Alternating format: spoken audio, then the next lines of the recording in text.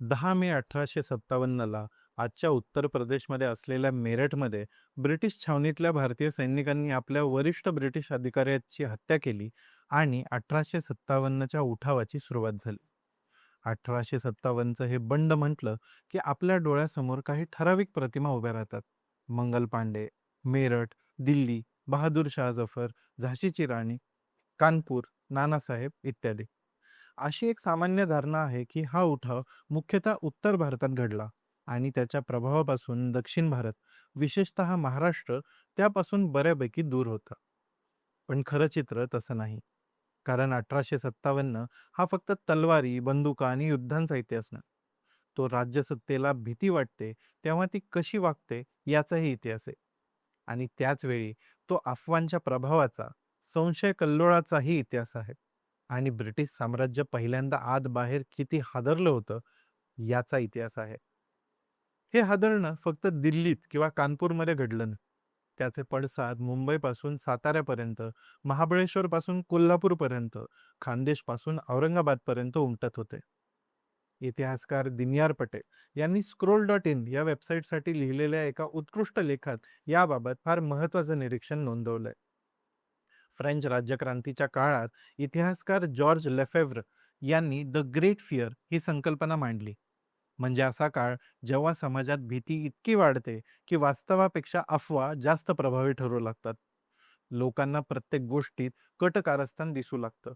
प्रत्येक कुजबूज एखाद्या बंडाची चाहूल वाटू लागते. 1857 मध्ये ब्रिटिश भारतात हेच घडत होतं.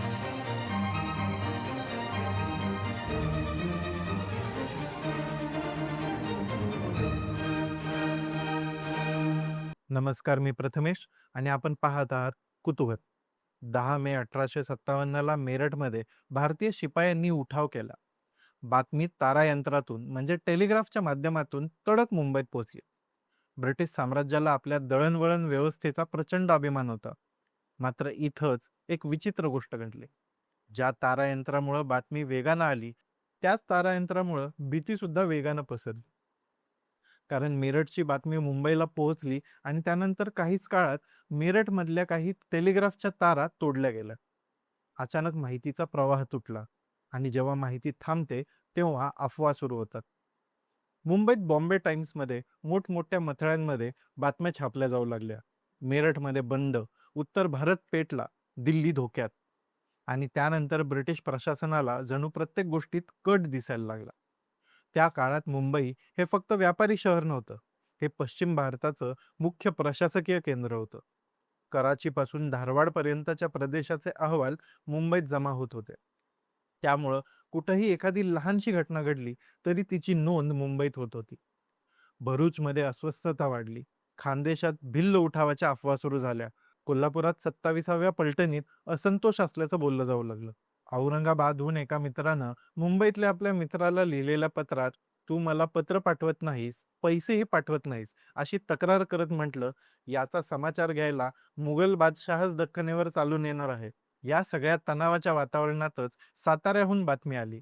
महाबळेश्वर आणि साताऱ्यात युरोपीय लोकांना मारून मराठा राजवट पुन्हा स्थापन करण्याचा कट रचला जातोय.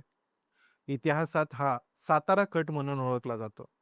हा कट नेमका कितपत खरा होता आणि कितपत तो ब्रिटिश अधिकाऱ्यांच्या भीतीतून तयार झालेला होता यावर इतिहासकारांमध्ये मतभेद आहेत. पण ब्रिटिशांना तो खरा वाटत होता आणि तेवढंच पुरेसं होतं. कारण कोणतंही साम्राज्य केवळ सैन्यावर चालत नाही. ते मानसिक स्थैर्यावर चालतं.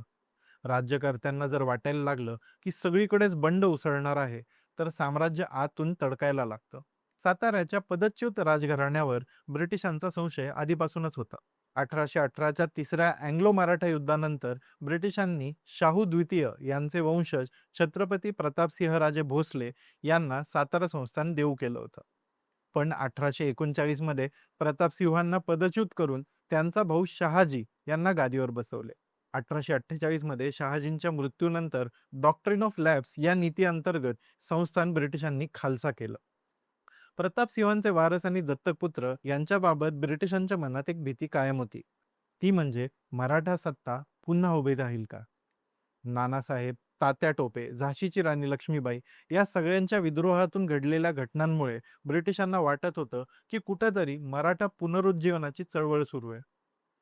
सरकारी नोंदीनुसार रंगो बापूजी गुप्ते म्हणजे रंगोजी बापूजी आणि त्यांच्या सहकाऱ्यांनी सातारा, यवतेश्वर आणि महाबळेश्वरमध्ये एकाच वेळी युरोपियन अधिकाऱ्यांना ठार मारण्याचा कट रचला होता. त्यानंतर खजिना लुटायचा, तुरुंग फोडायचा आणि प्रतापसिंहांच्या वारसाला पुन्हा गादीवर बसवायचं अशी चर्चा होती.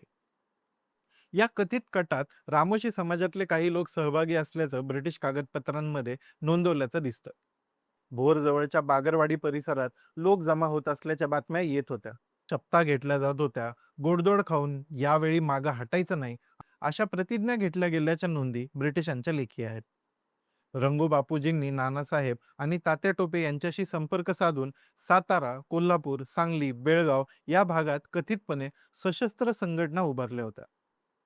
पण इथे एक गोष्ट लक्षात ठेवणं महत्वाचं आहे. इतिहास अनेकदा सत्ताधाऱ्यांच्या नजरेतून लिहिला जातो. आपल्या हातात जे दस्तऐवज आहेत ते बहुतांश ब्रिटिश अधिकाऱ्यांचे आहेत. त्यामुळे हा कट किती प्रत्यक्षात अस्तित्वात होता आणि किती भीतीतून निर्माण झाला होता हा प्रश्न कायम राहतो. पण ब्रिटिश प्रशासनानं त्यावर विश्वास ठेवला आणि मग कारवाई सुरू झाली. साताऱ्याच्या माजी राजघराण्यातील सदस्यांना अटक करण्यात आली. काहींना मुंबई बंदरातल्या बुचर आयलंडवर नजरकैदेत ठेवलं गेलं. शेकडो लोक पकडले गेले. दक्षिण महाराष्ट्रात लोकांकडून तलवारी, बंदुका, भाले जप्त करण्यात आले. ब्रिटिशांना वाटत होतं लोकांना निशस्त्र केलं तर उठाव रोखता येईल. पण त्यानंतरही संशयाचा काळ थांबला ना.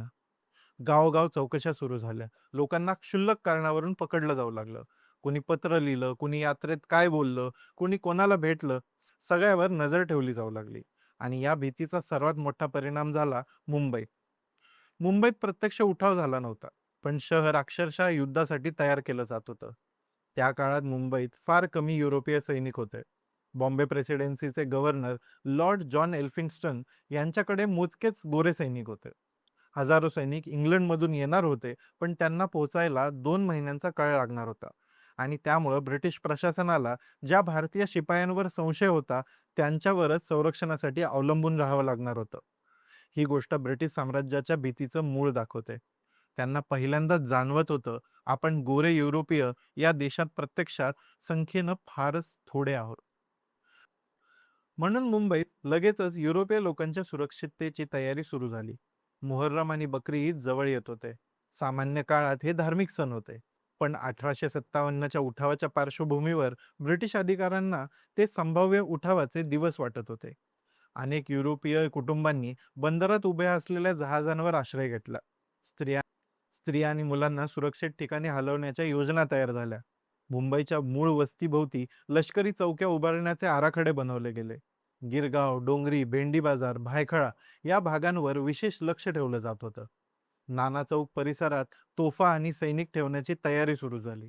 बोरीबंदर स्थानकावर कायम एक रेल्वेगाडी सुसज्ज ठेवण्यात आली होती, जेणेकरून गरज पडल्यास सैनिक किंवा युरोपीय कुटुंबांना तातडीनं हलवता येईल. भायखळा रेल्वे स्थानक विशेष महत्वाचं बनलं. जर मोठा उठाव झाला तर स्त्रिया आणि मुलांना रेल्वेनं बाहेर काढण्याची योजना तयार करण्यात आली होती. मलबार हिल परिसरात रात्री गस्त वाढवण्यात आली. कुलाबा छावणीतून सैनिक महत्वाच्या भागात हलवले गेले. म्हणजे मुंबईचा भूगोलच बदलत होता. ब्रिटिश आता मुंबईकडे व्यापारी शहर म्हणून नाही, तर संभाव्य युद्धभूमी म्हणून पाहत होते. आणि या सगळ्यात अफवा सतत वाढत होत्या. 1857 मधली चपाती घटना ही त्यातली सर्वात प्रसिद्ध गोष्ट. उत्तर भारतात अचानक गावोगाव चपात्या फिरायला लागल्या. एका गावातून दुसऱ्या गावात. कुणी प्रश्न विचारायचे नाहीत, फक्त पुढे पाठवायच्या. ब्रिटिश अधिकारी हादरले. हा गुप्त संदेश आहे काय? बंडाचा संकेत आहे काय? धार्मिक कट आहे काय? आजही इतिहासकारांना या चपाती कांडाचं सत्य काय होतं याचं ठाम उत्तर सापडलेलं नाही.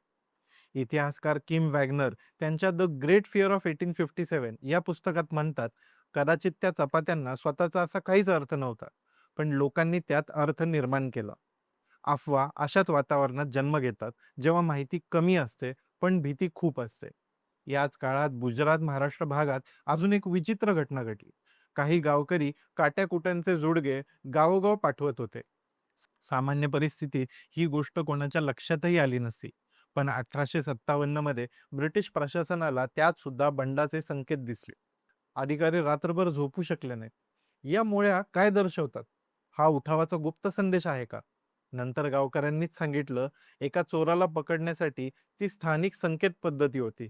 त्या चोराच्या पावला एवढ्या काठ्या पुढच्या गावात पाठवल्या जात होत्या.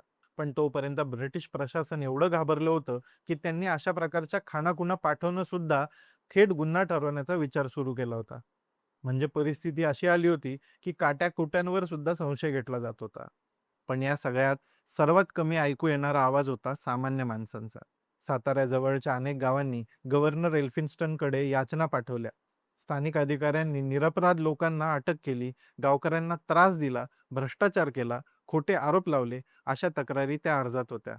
म्हणजे एका बाजूला ब्रिटिशांना बंडाची भीती होती आणि दुसऱ्या बाजूला सामान्य लोक ब्रिटिश दडपशाहीमध्ये चोपून निघत होते. हा फक्त उठाव नव्हता. हा परस्पर भीतीचा काळ होता. याच भीतीच्या वापराची एक दुसरी बाजूही आपल्याला पश्चिम भारतात घडलेल्या एका घटनेतून दिसून येते.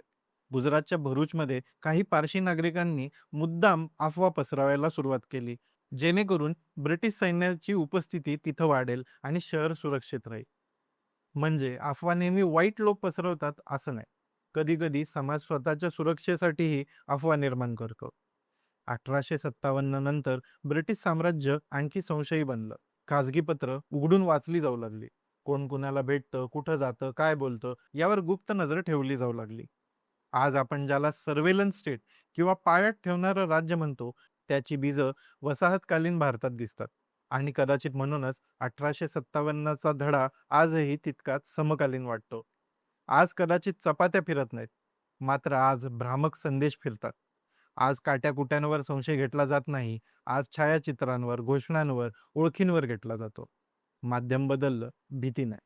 आणि कदाचित म्हणूनच 1857 समजून घेणं म्हणजे फक्त भूतकाळ समजून घेणं नाही, तर समाज आणि सत्ता भीतीवर काय प्रतिक्रिया देतात, अफवा वास्तवापेक्षा जास्त शक्तिशाली कशा होतात आणि सत्ता घाबरली की सामान्य माणसाचं आयुष्य कसं बदलतं, हे समजून घेणं.